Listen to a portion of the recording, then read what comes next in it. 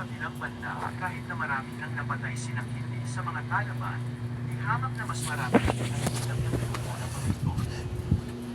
Sa Mandala,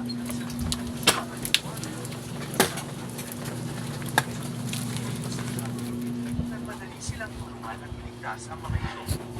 Sa ibang eksena, pinaharang ni Chili ang kanilang kalaban at ang isang granada na inilagay niya sa ilalim ng truck. Pumunta silang lahat sa kabilang side ng tunnel at tuloy-tuloy ang kanilang palitan ng putok, ngunit dahil limitado lamang ang kanilang armas ay naubusan sila ng bala at halos mawala na si Kitty ng pag-asa. At sa wakas, nakita nila ang isang jet fighter na tinatawag na Angel na pumatay. Mating si Parker at natutuwang malaman na nailigtas nila ang maalaman na sila Kitty at Ahmed na itinuturing niyang bayani. Ilikas niya ang mga ito sakay ng helicopter. Pagkatapos ay sumakay sila sa